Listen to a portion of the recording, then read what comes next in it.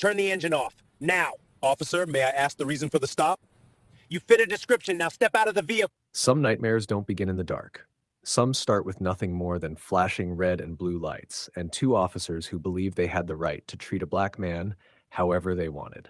And on a quiet September evening, that's exactly what happened. What should have been a simple drive home turned into an hour-long violation, an hour that would cost the police department nearly $900,000, expose years of misconduct, and erase two officers from the force entirely. And the craziest part? Every second was caught on camera. Before we go any further, welcome to Voices Unchained. If you're new here, go ahead and show some love. Tap like, subscribe, and drop your city in the comments so we know how far these stories travel. Judge Floyd Hart, a calm and soft-spoken federal judge known for fairness and humility, had finished a long day in court. He wasn't wearing his robe, just a simple gray suit, tie loosened, jacket unbuttoned. He looked like any hardworking man making his way home. He wasn't speeding, wasn't swerving, wasn't breaking a single law. But as he turned into a quiet residential street, he noticed a patrol car parked on the corner, two officers inside, both staring. He felt that familiar weight settle in his stomach. He'd seen that look before. Seconds later, the patrol car lurched forward. Lights on. Siren short and sharp. He sighed. Not again. He slowed, signaled, and pulled over under a street lamp. The gravel crackled beneath the cruiser as it stopped behind him. Two doors opened. That's when everything changed. Officer Mark Smith led the approach. Tall, square-jawed, shoulders back like he owned the street. Arrogant, commanding, already annoyed. Behind him was Officer Jason Hale, younger but eager to imitate every bad habit Smith had, the kind of officer who followed the wrong mentors. Smith didn't walk up like someone approaching a routine traffic stop. He stalked up, hand resting on his weapon, jaw tight, voice raised before he even reached the window. Turn the engine off. Now.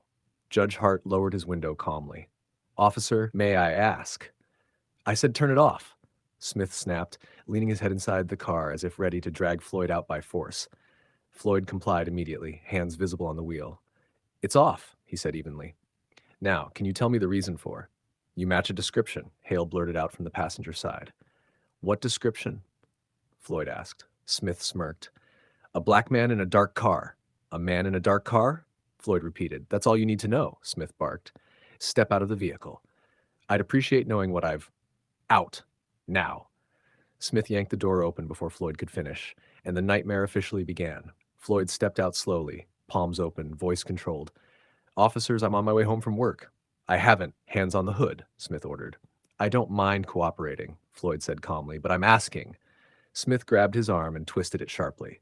Floyd winced. He wasn't a fragile man, but he was nearly 60. His shoulders stiffened instantly under the pressure. Hey, Floyd gasped. There's no need. Hale grabbed his other arm and jerked it upward. Both arms were shoved behind his back, forcing his chest against the cold metal of the hood. His cheek pressed into the surface.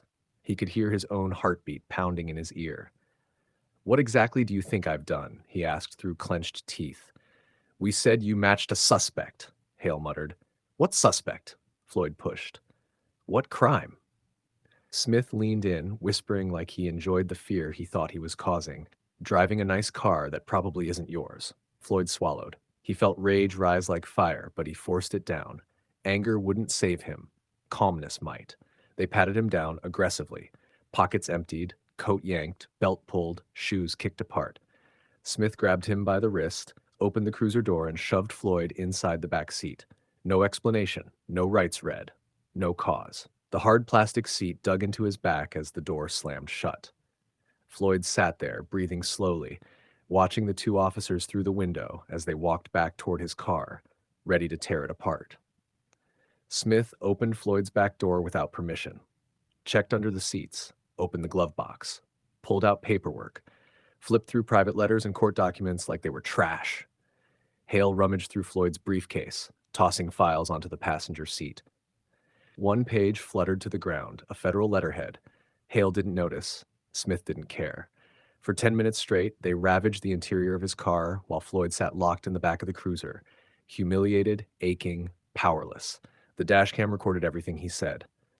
Another one in a nice car, Smith muttered, obviously stolen. Hale laughed. Yeah, he thought he could blend in. They didn't whisper. They didn't hide it. Because in their minds, their word was law. But then, finally, Hale spotted something inside the open briefcase, a black leather ID wallet. He lifted it, opened it, and froze. Mark, he called quietly. Smith turned, Hale's face drained of color. Inside the wallet was a badge, but not a police badge. United States federal judge, Floyd E. Hart, 11th Circuit Court. A man with the authority to sign warrants, reverse rulings, issue subpoenas, and order investigations. And they had him locked in the back of a cruiser like a criminal. Smith rushed back to the patrol car, opened the back door, eyes wide. Sir, he stammered. We didn't. Look, you're free to go. It was just a misunderstanding. Floyd lifted his head slowly. A misunderstanding? He repeated. Hale jumped in. Yeah, so if you want to go home now. After you threw me against my own car? Floyd asked quietly. Smith inhaled sharply.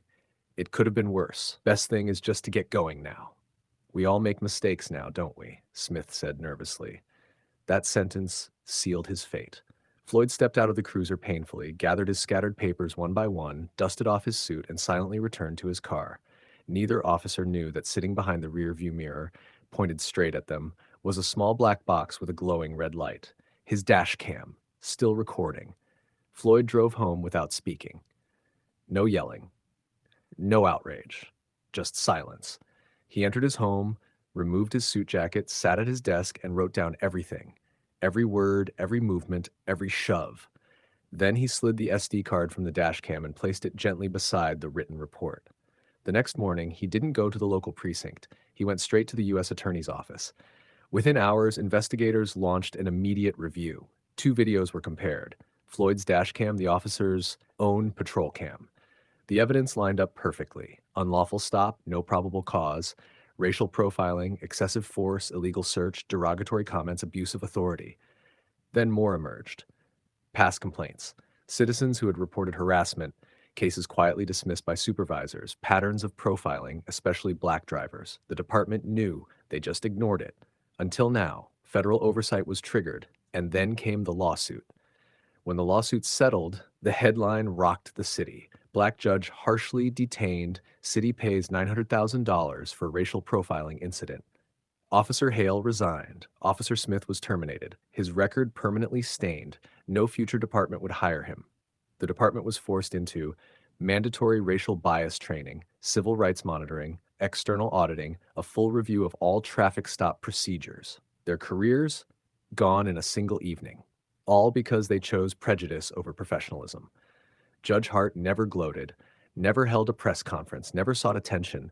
He simply said one sentence during the settlement meeting: dignity should not depend on who we believe a person is. And that was enough. Because the truth is simple. The moment Officers Smith and Hale decided Floyd Hart was just another black man in a nice car, they lost everything. If this story hit you, show your support.